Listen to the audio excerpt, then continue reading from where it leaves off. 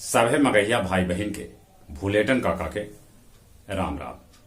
आथिन मगहिया खबर में सुनते देश दुनिया के खबर। आज 14 अप्रैल संविधान निर्माता डॉक्टर भीमराव अंबेडकर के जन्मदिन है। उनका सत सत नमन। आज बिसुआ माने सतुआनी भी है। लोग नेहा धोआ के सत्तू करतन निमान। कोरोना के रफ्तार अपन देश में तेज हो रहा है। पिछलका 24 घंटा में अपन देश में कोरोना मरीज के संख्या 1.85 लाख तक पहुंच गया। अपन बिहार भी एकरा से अछूता न रहा। बिहार में पिछलका 24 घंटा में 4,157 गो कोरोना मरीज भेटैलन। उत्तर प्रदेश में जौन कोरोना के इहे हालात रहल त वहां 15 दिन लेल लॉकडाउन लगावे पड़ सका है। ई बात कहलन उत्तर प्रदेश के कानून मंत्री ब्रजेश पाठक। महाराष्ट्र में कोरोना के देखई 15 दिन के कोरोना कर्फ्यू लगा देवल गए। प्रचार करे पर चुनाव आयोग ममता बनर्जी के बैन का कैलक। ममता बनर्जी धरना पर बैठ गए और धरना पर बैठ के अपन पसंद के पेंटिंग बनावे लगलन। मुंबई में बर्खास्त कैल जा सका है पुलिस के सचिन बच्चे के। बिहार में महिला शिक्षिका सभे के अब मन मुताबिक हो सका है तबादला। अब विदेश में भी बने लगल भोजपुरिया फिल्म। हाले प्रेम पुकार के सभे शूटिंग इंग्लैंड में करल गए।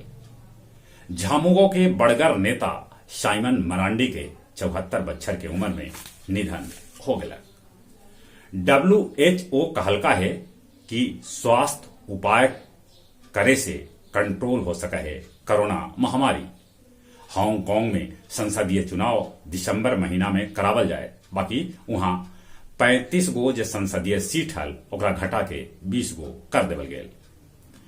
अमेरिका आखिरकार ई बात के मानल कि पाकिस्तान में लोकतंत्र न है। पाकिस्तान में एगो महिला ट्रांसजेंडर जिया खोलन सिलाई के दुकान जे एगो निमन कदम है। रोमानिया में टाइफून लड़ाकू विमान तैनात कैलक इंग्लैंड। अमेरिका में एगो अश्वेत के मौत पर हिंसक प्रदर्शन कैल गए। गया जिला हिंदी साहित्य सम्मेलन के मनावल गए 73वां स्थापना दिवस समारोह। ई अवसर पर गजेंद्र लाल अधीर के भेटायल बागेश्वरी सम्मान 2021।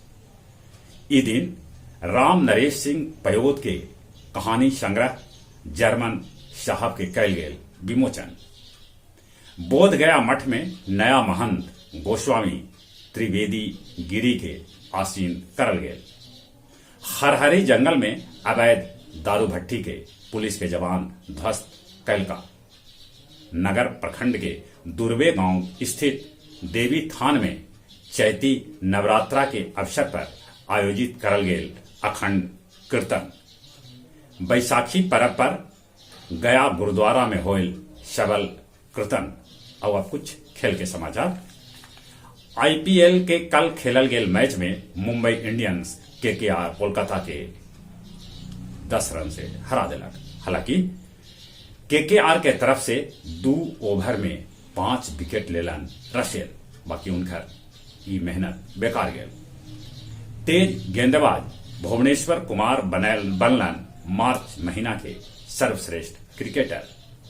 भारतीय महिला क्रिकेट टीम इंग्लैंड में टेस्ट, एक दिवसीय और T20 मैच खेलत।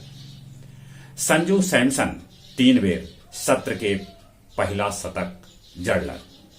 और जहां तक मौसम के सवाल है, मौसम विभाग सूचना दिलका है कि ई बच्छर मानसून सामान्य रहत। 15 अप्रैल के पूर्वी और दक्षिणी बिहार में आंधी पानी आ सके। मौसम के बदलाव से बचथिन, कोरोना से बचे लेल मुंह और नाक पर मास्क लगाथिन, सोशल डिस्टेंसिंग के पालन करथिन, बाहर से घरे अयला पर निमन से हाथ साबुन से धोथिन। उम्र जे 45 बच्चर हो गई है तब कोरोना के वैक्सीन जरूर लेथिन। चलित एक बार फिर से अपने सभे के भूलेटन काका के राम राम।